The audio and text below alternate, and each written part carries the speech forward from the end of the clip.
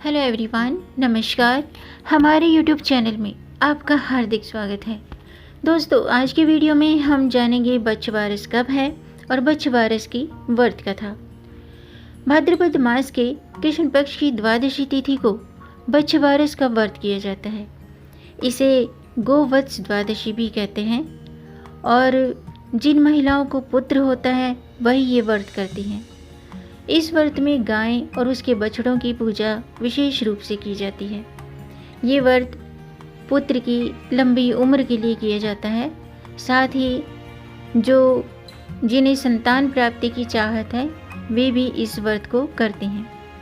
भाद्रपद कृष्ण पक्ष की द्वादशी तिथि 10 सितंबर रविवार की रात्रि के 9:28 से 11 सितंबर सोमवार की रात्रि 11:58 तक रहेगी। चूँकि द्वादशी तिथि सूर्योदय 11 सितंबर सोमवार को होगा, इसलिए इसी दिन ये व्रत किया जाएगा।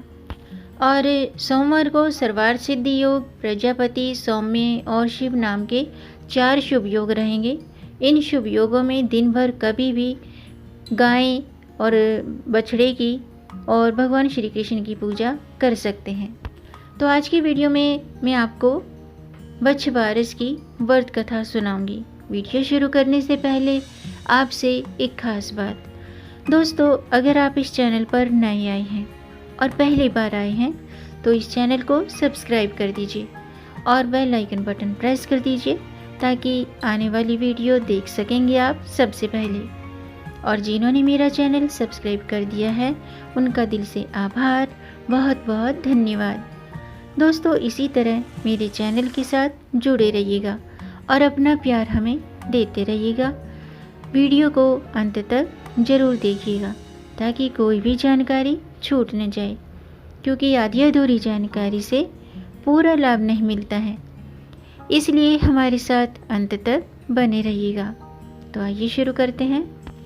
दोस्तों, भादो कृष्ण पक्ष की द्वादशी को वत्स द्वादशी और बच्छबारस के नाम से जाना जाता है। बच्छबारस के दिन गौ माता की पूजा करने से संतान सुरक्षित रहती है और उसकी उम्र लंबी होती है। इस दिन संतान प्राप्ति के लिए भी ये व्रत किया जाता है। इस दिन पुत्रवती स्त्रियां अपने पुत्र के स्वास्थ्य और लंबी उम्र की कामना से गौ माता से प्रार्थना करती हैं और बछड़े वाली गाय का पूजन करती हैं। इस दिन चाकू से काटी गई वस्तुएं और गेहूँ, जौ और गाय के दूध से बनी हुई चीज़ों का सेवन निषेध है। एक दिन पहले ही रात्रि को बच्छबारस के लिए मूंग, मोठ, चने, बाजरा भिगोकर रख दिया जाता है और उसे भिजोना कहा जाता है। अब मैं व्रत कथा शुरू करती हूँ। बच्छबारस की कहानी इस प्रकार है। पौराणिक कथा के अनुसार बहुत समय पहले सुवर्णपुर नामक नगर में देवदानी नाम का एक राजा राज करता था।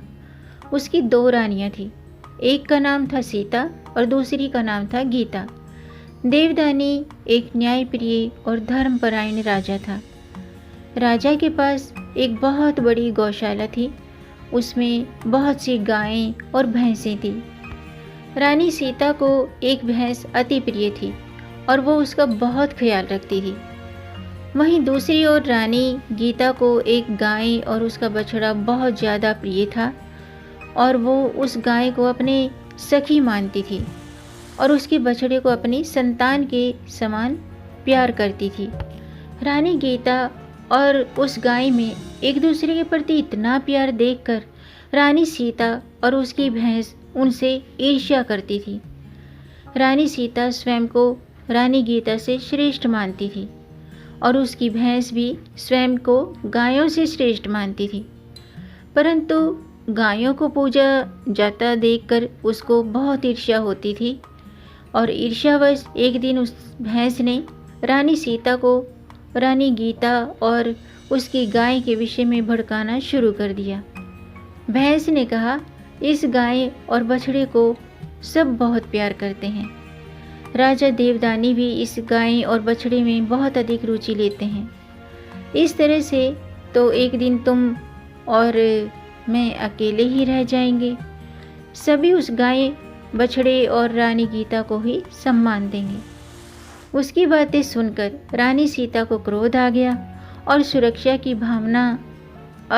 की भावना से ग्रस्त होकर उसने मौका पाते ही उस गाय के बछड़े को काटकर गेहूं के ढेर के नीचे दबा दिया।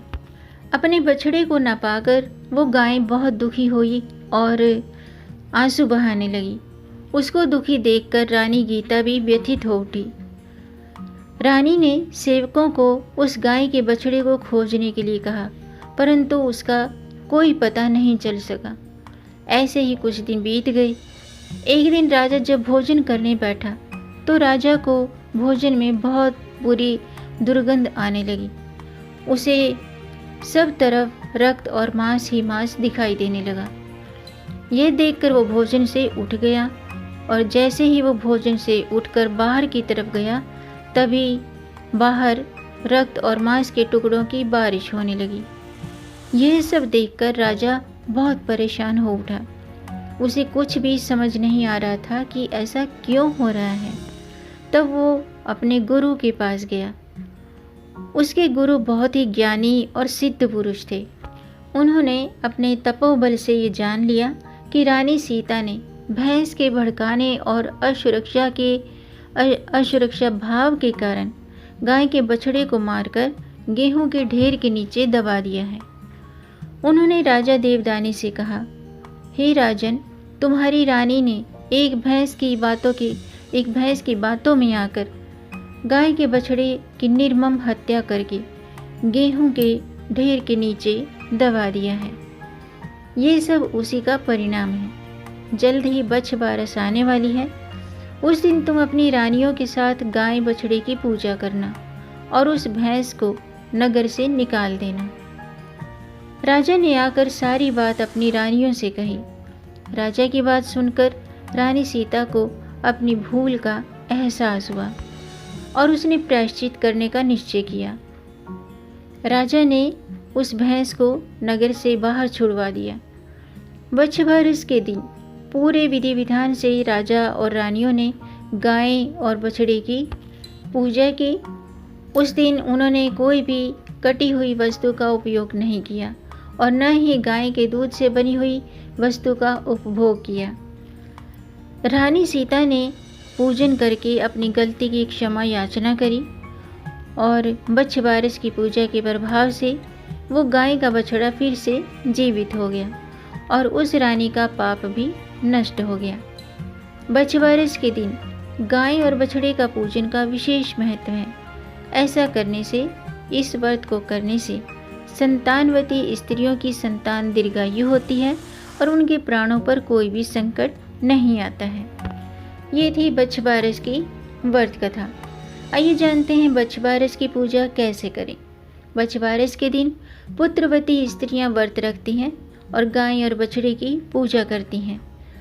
बछबारस के दिन एक दिन पहले रात्रि को बछबारस के लिए मूंग, मोठ, चने और बाजरा भिगोकर रख दिया जाता है और प्रातःकाल स्नान आदि के बाद पूजा से पहले उसे कढ़ाई में छौंककर पका लिया जाता है। व्रत करने वाली स्त्री को बछबारस के दिन प्रातःकाल स्नान आदि नित्य क्रिया से निवृत्त होकर शुद्ध वस्त्र पहनने और यदि आपके घर पर बछड़े वाली दूध देने वाली गाय हो तो उस बछड़े के साथ स्नान कराएं और फिर गाय और उसके बछड़े को नया कपड़ा उड़ाकर हल्दी चंदन से तिलक करें और फूलों की माला पहनाएं। अगर संभव हो तो उनके सींगों को भी सजाएं।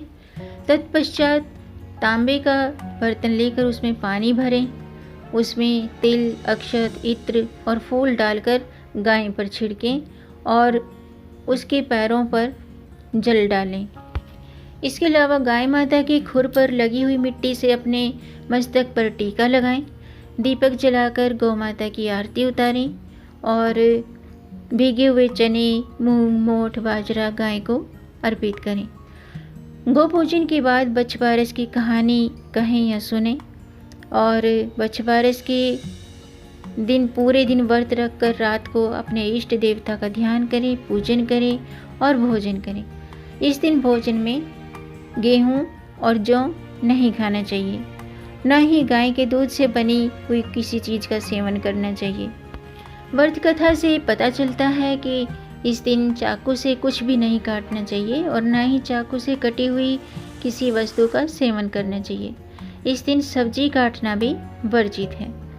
अगर आपके घर पर बछड़े वाली गाय न हो तो आपके घर के आसपास जहाँ भी बछड़े वाली गाय हो वहाँ इस विधि से पूजा कर सकते हैं और पूजा के बाद उसके लिए दक्षिणा भी जरूर रखें। और यदि आपके आसपास बछड़े वाली गाय ना मिले तो आप गौशाला जाकर पूजा कर सकते हैं। इसके अलावा आप घर पर गाय और बछड़े की प्रतिमा बनाकर इस विधि से पूजा कर सकते हैं। तो आज के लिए बस इतना ही। उम्मीद है आपको ये जानकारी पसंद आई होगी।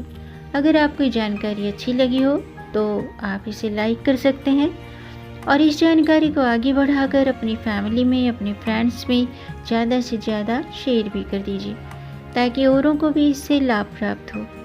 और अगर आपका कोई प्रश्न है या कोई सुझाव है तो कमेंट बॉक्स में ज़रूर लिखें और मेरे चैनल को सब्सक्राइब ज़रूर कीजिएगा ताकि आने वाली वीडियो देख सकेंगे आप सबसे पहले। और वीडियो को अंत तक देखने के लिए आपका बहुत बहुत धन्यवाद। मिलेंगे नई जानकारी के साथ, तब तक आप खुश रहें और स्वस्थ रहें। अपना ख्याल रखें और अपनों का भी ख्याल रखिएगा। जय श्री हरि, हर हर महादेव, जय गौ माता की।